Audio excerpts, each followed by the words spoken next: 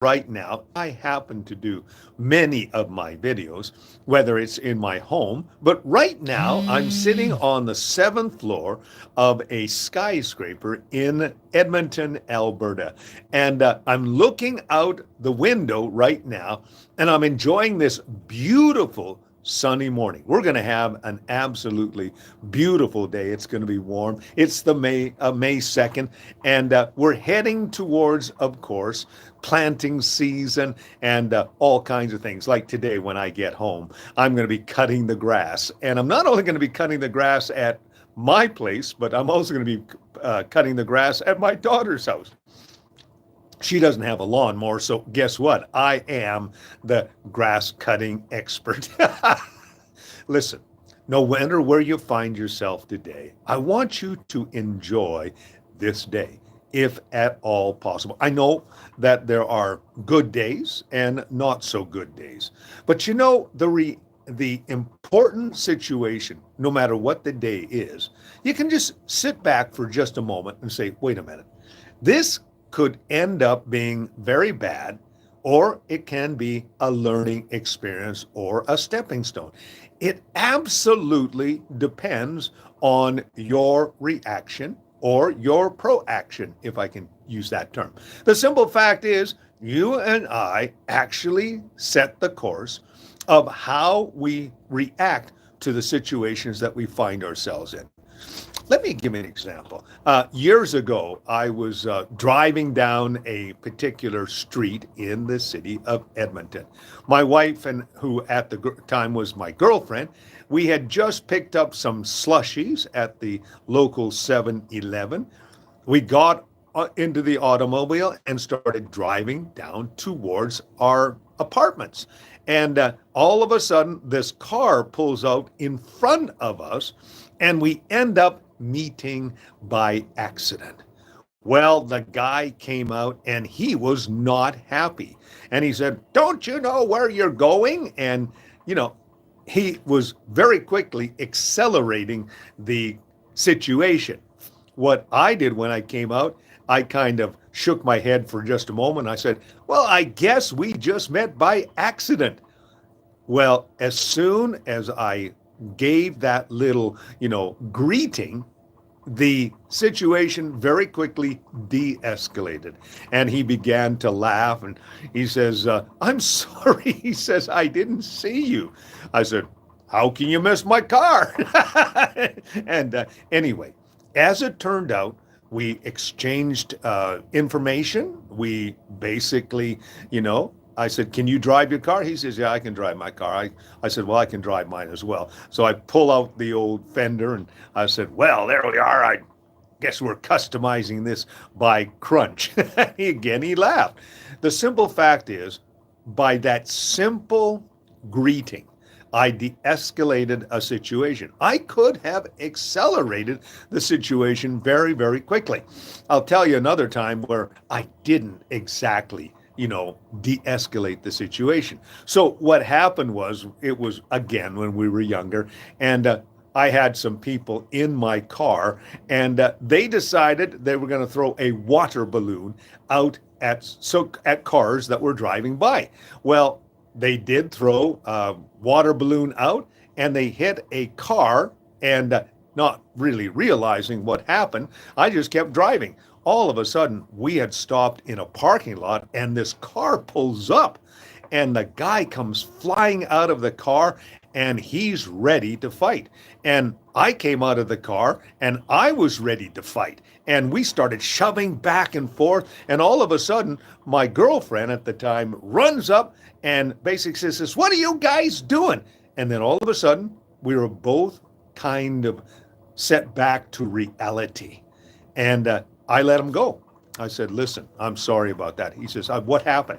And he told me what happened. I said, "I didn't even know that this was going on." Inside, my passengers were sheepishly sitting in the back, not saying anything. And I found out what had happened. And I said, "Listen, I am so sorry." So I then walked over to the car, opened up the door, and I said, "You guys owe this guy an apology." And they kind of sheepishly looked out and said, "We're sorry about that." And As it turned out, it was one of those situations where we were able to de-escalate. But I did escalate the situation because I didn't react properly. And it could have turned into a bad situation where I'm glad that time that the girlfriend said, look what you guys are doing. And so how we react to situations can really change the whole narrative of the story. If you happen to find yourself in a bad situation today, look for the positive, even the comedic, if you might say. Yesterday, for example, I was having coffee with my friend Vern, and we were in Tim Hortons, and there was about 5 ladies sitting by the one of the tables, and I was picking up my napkins, and I looked, oh, look at this, the local bridge club. And the girls started laughing. And then one of the girls said, oh, yeah, we're the Bridge Over Troubled Waters. I said, do you realize that you are, dating yourself? And they said, yeah. I said, Simon and Garfunkel? And they started laughing. And of course, it was one of those comedic moments. And so we got to look for the good, even in the bad. We got to look for the comedy in the bad. What you need to do is understand when you are reacting, okay? Make sure that you see the positive in it. Even see the comedic, because afterwards you will see it. You won't see it absolutely the first time. But over time, you'll begin to realize even bad situations can actually be a stepping stone. It can be a growth experience. In fact, trials have a tendency to dig up the positive and the negative. And what you need to do is ask yourself this question. Okay, how can I turn this situation for good? There's a wonderful scripture found in Romans 8:28. It goes like this: all things work together for good. Doesn't mean all things that we are facing are good, but we need to make sure that we just step back for a moment. And it doesn't take very long to step back. It doesn't take very long to evaluate a situation. Most of us are pretty quick when it comes to things like this. And all it takes is a moment. And all I'm asking you to do is step back for a moment. One of the things that myself and my wife did when it came to disciplining our kids, when we found ourselves getting angry and more escalating the situation, we stood back. We said, okay, we're going to deal with this in a couple of minutes so that we would not lash out in anger. We wouldn't lash out in, escalating the situation. And we just stood back. Now, that was more brutal on our kids because they were expecting us to discipline them, but they didn't know when. And so I said, go to your room. They'd go to their room. And then I would, take a moment to calm down. Sometimes you need to take 2 or 3 seconds and just go 1,000, 2,000. That's not a bad thing. It really isn't. You don't have to instantaneously react. Sometimes you do, but if you've already planned how you're going to react, and you can do that, it can become second nature to you. Believe it or not, understand this, a habit always starts off with a conviction. It always starts off with a particular activity and action. And you can actually, believe it or not, program yourself to be able to step back for a moment, because once you start doing it, it will become second nature. And like I said before, all you have to do is, if possible, step back. If not possible, then, take a moment. I know sometimes, especially when you're driving an automobile, well, some of that stuff is going to be reactionary and instinct. But most of the time, we have the opportunity to step back, to evaluate, to make a decision. And decisions can be made very quickly. So my simple exhortation for you today is you do not have to always jump in with both feet. One of the things that I always find is, for example, if you've got a salesman or, someone who is trying to elicit some sort of, something from you.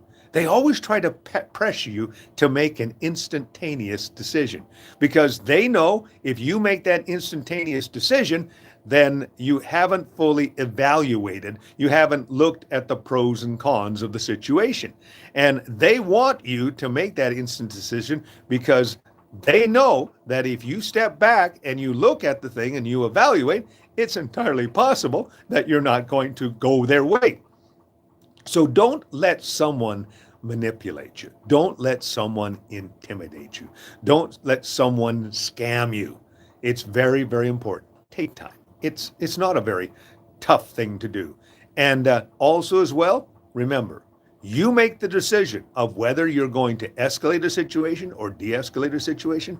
You're making the decision if this thing is going to turn out good or bad, or you're making the decision that you're going to learn from this experience. These are simple things that I encourage you to do in every situation.